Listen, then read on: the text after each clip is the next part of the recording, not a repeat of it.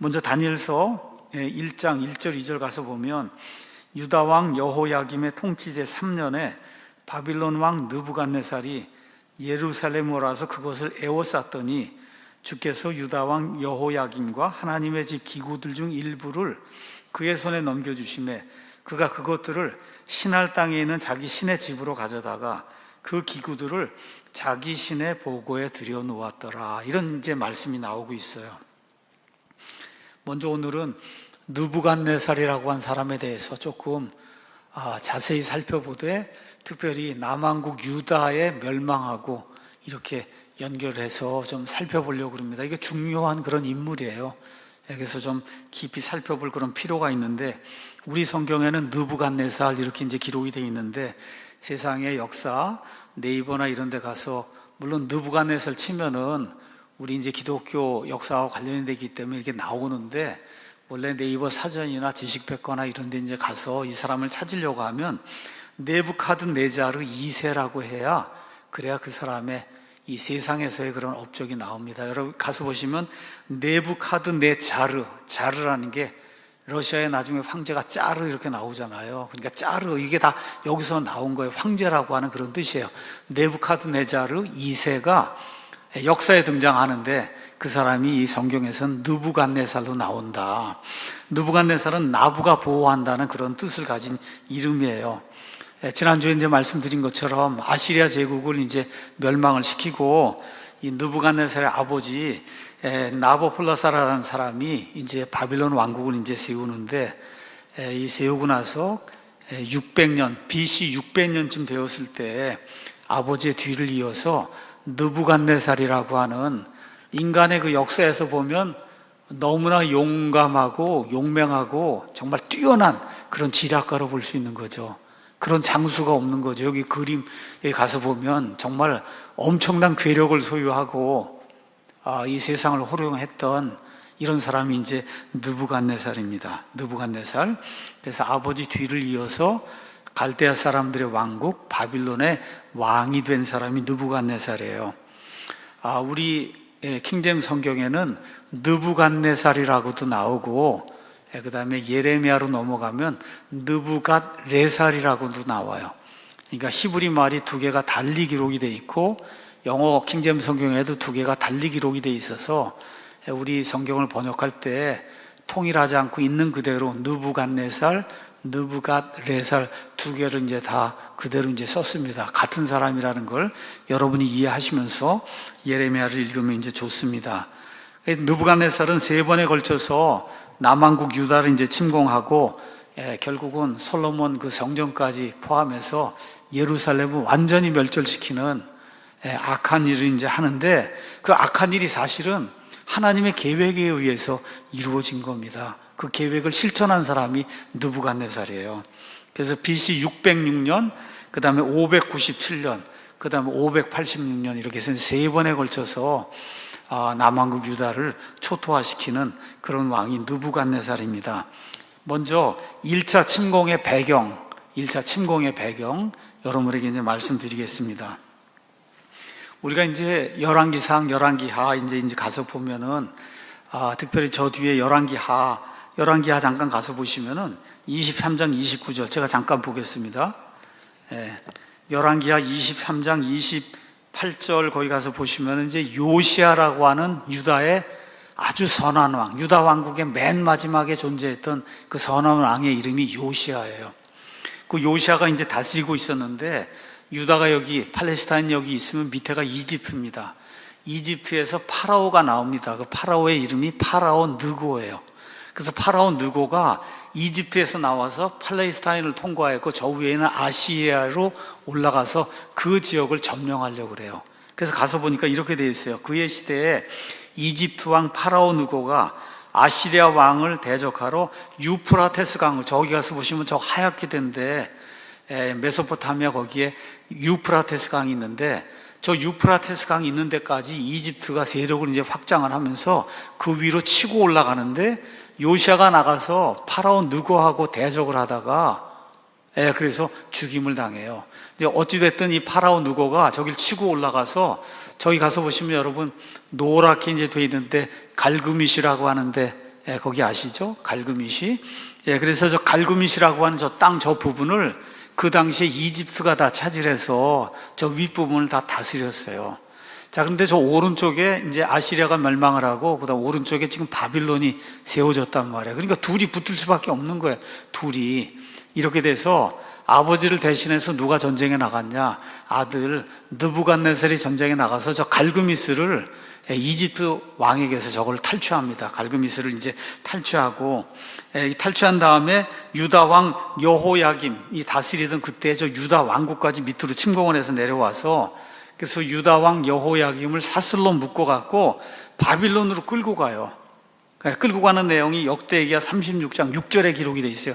왕이 사슬에 묶여서 바빌론까지 이제 포로로 이제 잡혀갔는데, 살살 빌고 조공을 바치겠다 그러고 말 잘 듣겠다 그러고 이렇게 해갖고 이제 다시 돌아왔어요. 이 땅으로 이제 보내줘 갖고. 바로 이러한 일이 1차 침공이 이제 이루어진 때인데, 그게 BC 606년입니다. BC 606년.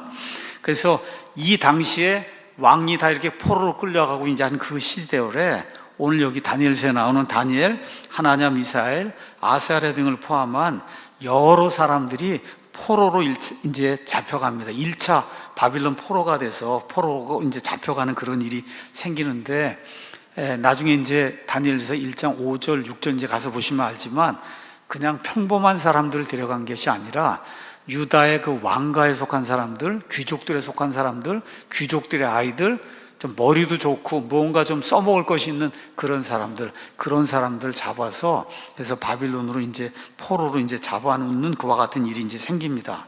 자, 그러고 나서 한 6년이 정도 지나서 BC 600년경에 아버지가 죽습니다. 그러니까 아버지 이제 나보폴라사르가 이제 죽으니까 외부에서 전투를 하고 있던 느부갓네살이 급히 바빌론으로 이제 돌아가면서 시리아, 그 다음에 유대 지방, 페니키아, 그 다음에 이집트에서 사로잡은 포로들을 자기들의 땅 갈대아로 이제 데리고 와요.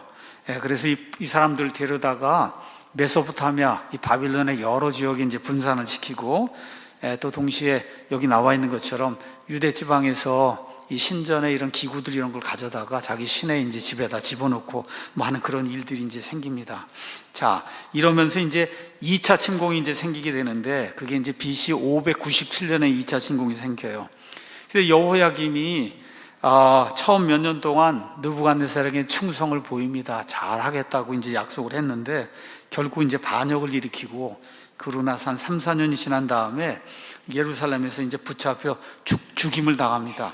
그래서 그의 몸은 예레미야 22장에 가서 보면 여호야김이 어떻게 죽는가에 대해서 나오는데, 그 예언대로 공중의 새에 밥이 되고 말아요. 왕이 공중의 새에 밥이 되고 마는 그런 처참한 일이 이제 발생을 합니다. 이렇게 하고 나서 그의 아들 여호야긴이 왕이 됩니다. 근데 여호야긴이 왕이 됐는데 느부갓네살이 역시 반역했다가 예루살렘에서 이제 붙잡혀갖고 주요 관리들과 함께 바빌론으로 포로가 돼서 이제 끌려가요. 이렇게 끌려가는 그 시점이 BC 597년입니다. 이때 왕의 어머니와 아내들과 왕의 아내들과 예루살렘의 주요 기술자들도 함께 이제 끌려가는데, 이 두 번째 포로로 끌려갈 때 여러분 에스더에 가서 보면 모르드게라는 사람이 나오죠. 모르드게도 이때 끌려가고, 또 에스겔서를 지은 에스겔이라고 하는 대원자도 2차 바빌론 포로 생활할 때 그때 이제 끌려가게 됩니다. 자, 여기 이 지도를 가서 이 선도를 가서 보시면은 유다 왕국의 맨 마지막 5왕이 이제 나와 있어요. 5왕이 다 누구의 아들이냐 하면 요시아의 아들이에요. 요시아가 아주 선한 그런 왕이었는데 파라오 느고를 대적하다가 죽임을 당했어요. 이러고 나서 그의 아들 여호아하스라고 하는 사람이 3달 통치합니다. 3달 통치하도 이게 폐위가 되고, 그 다음에 여호야김이 등장을 해서 11년 통치해요. 11년 통치하다가 그 다음에 느부갓네살이 이제 폐위시키고 이제 죽임을 당하죠. 그러고 나서 누가 아들이 되냐면 여호야김의 아들이 여호야긴이라고 한 사람, 그러니까 요시아의 손자가 왕이 되는데 3달 통치해요. 3달. 이 3달 통치가 끝난 다음에 바빌론의 느부갓네살이 안 되겠다 그러고는 다시 요시아의 또 다른 아들이 있어요. 마따디아라고 하는 그 아들의 이름을 시드기야로 바꿔갖고 그래서 그 사람을 유다의 왕으로 세웁니다. 이렇게 해서 11년 동안 시드기야가 유다의 이제 왕 노릇을 해요. 그러니까 요시아의 세 아들이 왕이 됐고 그 다음에 손자 하나도 왕이 됐다. 근데 그 순서는 아들, 손자 이게 아니라 아들, 여호야김의 아들, 손자가 왕이 됐다가 다시 삼촌에게로 왕위가 넘어가는 이런 형태로 유다 왕국의 맨 마지막 왕들의 시대가 이제 성경에 기록이 되어 있습니다. 자, 여기 그 여호야김이라는 사람이 나오는데 여호야김은 예레미야 36장 가서 보면 하나님의 말씀을 이렇게 담은 그 두루마리를 예레미야가 이제 바룩에게 주는데 그 두루마리를 읽게 될 때 여호야김이 펜나이프 이걸 푹푹 찢어가지고 그래서 하나님 말씀의 그 두루마기를 화로에 태우는 그런 못된 짓을 한 사람이 여호야김이라고 하는 그런 악한 왕입니다. 자, 이제 세 번째 침공, 그게 이제 BC 586년에 이루어지고 이렇게 되면서 완전히 유다 왕국이 이 땅에서 없어지게 되는데 이 일이 생긴 배경에 대해서 잠깐 말씀을 드리겠습니다. 그래서 느부갓네살은 솔로몬이 성전과 또 궁전을 위해서 만든 금 그릇들을 가져가고 그 다음에 여호야긴의 삼촌인 마따니아를 왕으로 삼고 이름을 바꿨어요. 시드기야라고 이름을 바꿔줬습니다. 그래서 시드기야가 이제 왕이 됐으니까 느부갓네살 말을 잘 들어요. 얼마 동안 잘 듣냐? 9년 동안 말을 잘 듣습니다. 그렇게 하다가 결국 그 근처에 통치자들하고 연합해서 반역을 일으킵니다. 이렇게 되니까 느부갓네살 왕이 유대로 와서 예루살렘을 에워싸죠. 이렇게 이제 되는데 이집트에 있는 파라오 호브라라고 하는 이집트 파라오가 유대를 도와주려고 이제 나오니까 느부갓네살이 가서 파라오 호브라를 뭐 격추를 시키고 해서 하여튼 되돌아가게 이렇게 이제 만들게 돼요. 그래서 시드기야의 11년까지 예루살렘 전체를 포위합니다. 맨 마지막에 먹을 것이 없으니까 먹을 것이 빵이 다 떨어진 거예요. 먹을 것이 없으니까 결국은 여인들이 아이들을 잡아서 삶아 먹는 이와 같은 그 비참한 일들을 겪으면서 그러면서 유다 왕국이 바빌론의 느부갓네살에서 완전히 멸절당하고 그 당시 전 세계에서 가장 아름다운 집이라고 하는 하나님의 성전이 불타고 이렇게 다 태워갖고 하여튼 금 하나 남은 것까지 몽땅 다 이 느부갓네살 군사들이 다 가져가는 그런 비참한 일이 이제 일어나게 됐어요.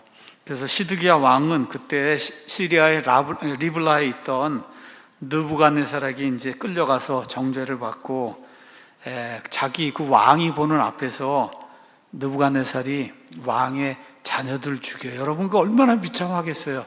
아버지가 보는 앞에서 아이들을 죽이고 그러고는 시드기야의 눈을 다 뽑아갖고 장님을 만들고 그러고는 바빌론으로 끌고 가거든요. 한번 여러분 생각해 보세요. 눈을 뺀다고 생각해 보세요. 눈을.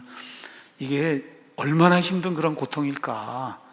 그러니까 왕으로서 제대로 직무를 제대로 하지 못할 때 정말 그 유대인들이 겪었던 그런 고통 중에 가장 큰 고통을 왕이 당하는 그런 일이 BC 586년에 이제 일어나게 됩니다. 이런 내용이 열왕기하, 그 다음에 역대기하에 자세히 기록이 되어 있어요. 왜 이것이 이렇게 자세히 기록이 되어 있냐? 우리의 배움을 위해서 그렇게 이제 기록이 되어 있습니다. 자, 그래서 느부갓네살은 유다 왕국에 대해서는 뭐 어느 면에서 철천지 원수이죠. 그런데 세상 역사의 이런 측면에서는 위대한 영웅이에요. 이렇게 위대하게 정말 그 메소포타미아, 그 다음에 여기 팔레스타인, 이집트 이 전체 지역을 이렇게 다 총괄해서 다스리는 그런 능력을 가진 그런 사람이 이제 없었으니까요. 그래서 느부갓네살 시대에 그 신바빌론이 최고로 높은 그와 같은 지위로 이제 올라가게 됩니다. 그래서 힘을 다해서 바빌론 치장하고 지난 시간에 보여드린 것처럼 자기 왕비를 위해서 공중정원도 만들고 정말 이 세상 사람들이 이렇게 흠모할 만한 그와 같은 업적을 굉장히 많이 세웠습니다. 이렇게 이제 되다 보니까 이제 오늘 읽은 다니엘서 4장에 있는 말씀처럼 어떻게 고백을 하냐. 이 큰 바빌론은 내가 큰 권능의 강력으로 건설하여 왕국의 집으로 삼고 내 위엄의 존귀로 삼은 것이 아니냐 하고 스스로 뭐 자랑을 하는 거죠. 이게 다니엘서 4장 30절, 바로 그 순간에 하나님이 말씀하신 이와 같은 예언의 말씀이 그에게 임해서, 그래서 여기 그림에 있는 것처럼 이 느부갓네살이 7년 동안 짐승처럼 이렇게 이제 돼가지고 이 풀에 이슬을 먹고 밖으로 쫓겨나서 돌아다니고, 이렇게 해서 결국은 뭘 깨닫게 돼요? 이 세상의 모든 것을 다스리는 분이 하나님이다, 내 힘으로 된 게 아니다 하는 것을 깨닫게 돼요. 깨닫는 그 순간에 그의 지각이 다시 돌아와서, 그래서 다시 바빌론을 치리하는, 정말 멋있는 그와 같은 그 대목의 말씀이 여기 다니엘서 3장 4장에 이제 기록이 되어 있습니다. 자, 다니엘서는 여러 사람들의 비판을 많이 받는 그런 책입니다. 왜 비판을 많이 받냐? 다니엘이 말한 세상 왕국의 흥망성쇠, 뭐 느부갓네살의 그런 이야기, 이런 게 너무나 정확한 거예요. 다리오가 벨사사를 무너뜨리고 이렇게 하면서 그 이후에 메데 페르시아, 그 다음에 로마 제국 이렇게 나타난 이런 순서, 이렇게 기록된 게 이게 너무나 정확하니까 이거 믿을 수가 없다, 이렇게 이제 이야기하는 사람들이 있을 정도로 정교하게 하나님께서 말씀을 주셔서, 그래서 다니엘이 정확하게 하나님 말씀을 기록하면서 유대인들 뿐만 아니라 세상의 역사가 어떻게 변하고 맨 마지막 시대에 천년왕국이 어떻게 세워지고 적그리스도 왕국이 어떻게 도래하고, 그 다음에 이 유대인들에게 어떠한 고난과 핍박이 오고 그거를 미가엘 천사장까지 동원해서 하나님이 어떻게 도와주시고 구출해 주시는가, 이런 모든 내용이 그 안에 이제 기록이 되어 있습니다.